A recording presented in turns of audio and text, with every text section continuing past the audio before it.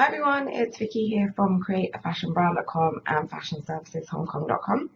This week I got an email from Anna, who's in the Philippines, and Anna is asking about a very specific business model around reselling products.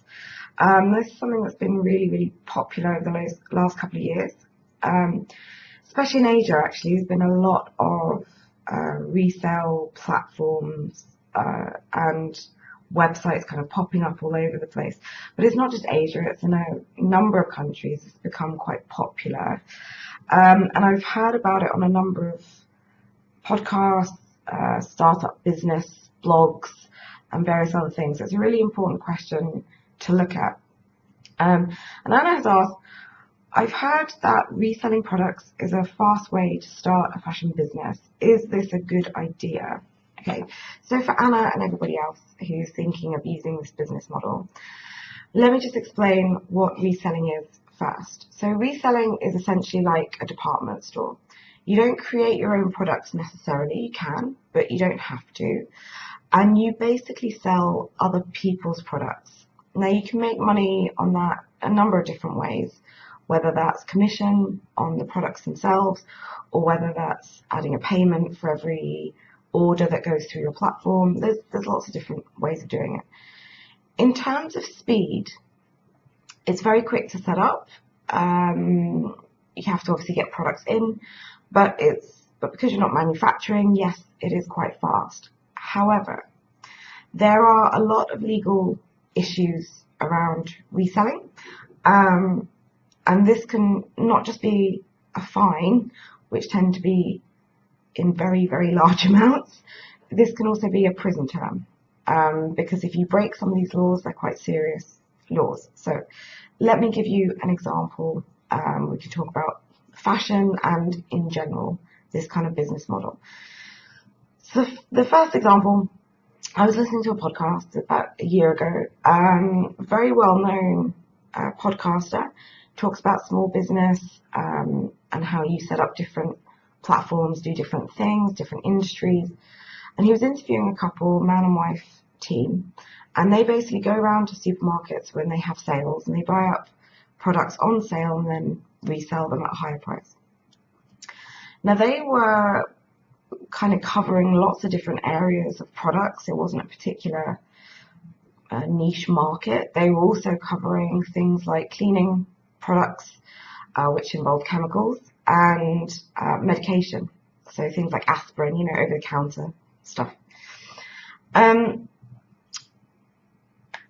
is completely illegal, by the way, because when it comes to things like medication and anything that involves chemicals, there has to be a really clear line of buying and selling from brand to retailer, mainly because if something happens with one of those products, they have to be recalled or there's an issue with them, they need to have a list of all the people selling their products so they can get them all back in. Those retailers then have to tell their customers who may have bought these products to stop using them. So there is a very consistent line of communication from the brand who makes the product through to the retailer who is then selling the product to you as a consumer. If people are buying up products with no permission, that has other legal issues in itself, but because there is no specific line of communication, there is a lot of strong legislation around who can sell products like this. There's also a number of limitations on other things like electronics, household appliances because of the quality of fire, etc. So there's actually a lot of restrictions involved when you are reselling products per industry. So like this couple, if you are selling more than one product, you have to know each industry's regulations specifically. And like I said, if they were found out and they were, on a podcast, I'm sure someone would know about this by now, they would actually be facing a prison term, not just a very large fine because of the products they were selling. When it comes to fashion specifically, and you might see this on a number of shops where they say licensed reseller. When it comes to fashion products, you don't necessarily have the issues around chemicals and medication, things like that, but you do have licensing laws. Now, the reason that you don't just have reseller, you have licensed reseller, is because every brand has a certain amount of copyright protection. Now, they may have registered that copyright protection through a trademark or registered mark, or a number of other things. There's design marks and various other ones. They will have protection. There is also, without registering your products and your brand, there is also copyright which applies to anything that is unique from the moment that it is conceived. So, for example, if you make up a completely new clothing item in your head, you have no copyright on that until you put it down on paper. Okay, so the minute that you draw it out with some notes and some ideas, you then have copyright. Now, it has to be unique. You can't claim a t-shirt, for example. It's a common product. No one has copyright over a t-shirt. But there's also copyright on things like measurements, a combination of measurements that make it, that product, even a t-shirt, very, very specific to a particular brand. So if you get a sample and copy the measurements of that sample, you are breaking copyright law. You can be sued. So that's something to think about.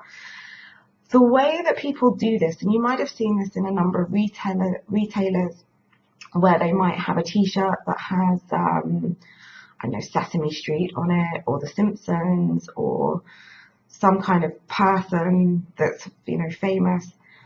They get what's called a license for the artwork that goes on that t-shirt.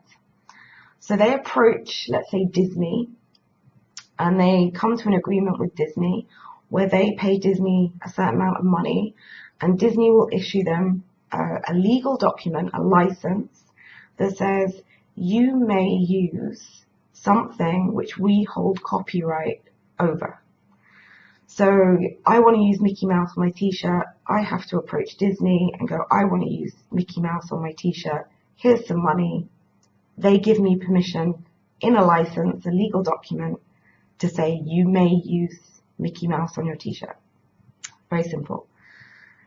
Every single brand, including your own, when you start your brand, when you launch, you will have certain copyright guarantees and permissions on your logos, on your products, on combination things, as long as they're not common, as long as you haven't copied them from anybody else.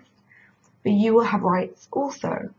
It stops other people reselling your products in a place that you are not happy with, or in a way that you are not happy with a message you are not happy with. And it works the same way for the bigger brands who you might want to resell. They have rights in that they want to control where their products are sold, how much they're sold for, where they're sold, the message that they're sold with, the branding they're sold with. So you can get into a lot of legal issues in doing a reselling business.